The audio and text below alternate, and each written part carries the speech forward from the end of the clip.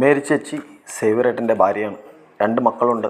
മൂത്തവൾ an, രണ്ടാമത്തെ മകനാണ് Aldrin. രണ്ടുപേരും വിദേശത്താണ് പഠിക്കുന്നത്. ആൻ ന്യൂസിലൻഡിലും ആൽഡ്രിൻ അയർലൻഡിലും. വീട്ടിൽ ഇവർ രണ്ടുപേരും മാത്രമേ ഉണ്ടാവാറുള്ളൂ. മേരി ചേച്ചി അല്പസ്വല്പം പാട്ടുകളൊക്കെ പാടും. ന്യൂ ഇയർ ആഘോഷത്തിന് ചേച്ചി 2 പാട്ട് പാടിയിരുന്നു. കൂടാതെ ഞങ്ങളുടെ നാടകത്തിലും ഒരു മധ്യവയസ്കയുടെ റോൾ ഗംഭീരമായി ചെയ്ത് കയ്യടി വാങ്ങിയിരുന്നു. ഞാൻ പറഞ്ഞു, മേരി ചേച്ചി, സൗമ്യ ആകെ വലിയ ദേഷ്യത്തിലാണ്. ഒന്ന് പറഞ്ഞ് മനസ്സിലാക്ക്.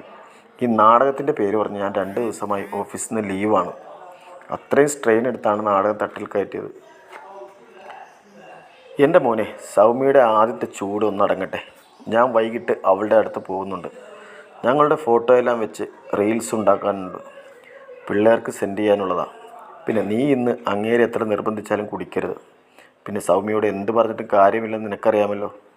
മേരി ചേച്ചി എന്നോട് കർക്കശമായി പറഞ്ഞിട്ട് അകത്തേക്ക് പോയി. ഞാൻ പുറകിലത്തെ സ്റ്റെയർ വഴി സേവ്യറേട്ടൻ്റെ മുകളിലത്തെ സ്റ്റെയർ റൂമിലേക്ക് പോയി. മിക്കപ്പോഴും ഞങ്ങളുടെ കൂടൽ അവിടെയാണ്. മേരി ചേച്ചി വീട്ടിനകത്ത് മദ്യം കയറ്റാൻ സമ്മതിക്കത്തില്ല. സേവ്യറേട്ടൻ കോട്ട കിട്ടുന്ന ബോട്ടിലെല്ലാം സൂക്ഷിച്ചു വയ്ക്കുന്നത് സ്റ്റെയർ റൂമിലാണ്. മറ്റുള്ളവരെ പോലെയല്ല സേവ്യറേട്ടൻ. സ്റ്റെയർ റൂം വിശാലമായി പണിതിരിക്കുന്നു. ഒരു ടീപ്പോയും 4 ചെയറുകളും അവിടെ സ്ഥിരമായി ഉണ്ടാവും. ഞാൻ അവിടെ ചെന്നപ്പോൾ മുകുന്ദേട്ടനും ഡാനിയും അവിടെ ഇരിപ്പുണ്ട്. എന്നെ കണ്ടതും ഡാനിയുടെ മുഖം വല്ലാതായി. എന്താ ഡാനി, നിനക്കെന്തെങ്കിലും പരാതി ഉണ്ടായിരുന്നെങ്കിൽ എന്നോട് പറഞ്ഞാൽ പോരായിരുന്നു? നീയും സിസിലിയും കൂടി സെക്രട്ടറിയുടെ അടുത്ത് പോയി പരാതി പറഞ്ഞ് വലിയ പ്രശ്നം ഉണ്ടാക്കേണ്ട കാര്യം വല്ലതുമുണ്ടോ? ഞാൻ പറഞ്ഞു, സോറി ചേട്ടാ, ഇന്നലെ നിങ്ങളല്ല പ്രശ്നം. ന്യൂ ഇയർ പ്രോഗ്രാമിനിടയ്ക്ക് നിങ്ങളുടെ നാടകത്തിനുമിടയ്ക്ക് എൻ്റെ ഒരു സുഹൃത്ത് ഷിബു അവിടെ വന്നിരുന്നു. അവൻ അവിടെ ഇരുന്ന് മടമടാന്ന് 5 പെഗ് വിസ്കി അകത്താക്കി. ഈ വിസ്കിയാണ് പ്രശ്നം. അവനും വിസ്കി കഴിച്ച് അധികം പരിചയമില്ല. കുടിക്കുമ്പോൾ അവന് കുഴപ്പമൊന്നും ഉണ്ടായിരുന്നില്ല. എന്നോട് പഴയ കഥകൾ പറഞ്ഞ് കുറച്ചു കഴിഞ്ഞതും അവൻ്റെ സംസാരം കുഴഞ്ഞു തുടങ്ങി. ഞാൻ അപ്പോൾ തന്നെ അവൻ തന്ന ഓട്ടോക്കാരൻ ചേട്ടൻ നമ്പറിൽ വിളിച്ചു.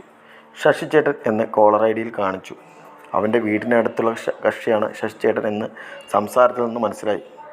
പക്ഷെ ഓട്ടോ വരാൻ 10 മിനിറ്റ് താമസിച്ചു. പെട്ടെന്ന് ഷിബു വായ പൊത്തിക്കൊണ്ട് പുറത്തേക്ക് ഓടുന്നത് കണ്ടു. ഞൊടിയിടയിൽ എല്ലാം കഴിഞ്ഞു. സിസിലിയുടെ ഫ്രണ്ട് ഗാർഡനിൽ ഓർക്കിഡിൻ്റെയും ആന്തൂര്യത്തിൻ്റെയും ഇടയിൽ കുനിഞ്ഞു നിന്ന് ഷിബു വൊമിറ്റ് ചെയ്യുന്നു. ഞാൻ ശരിക്കും ഞെട്ടിപ്പോയി. ഡാനി പറഞ്ഞു. കഥ തുടരും.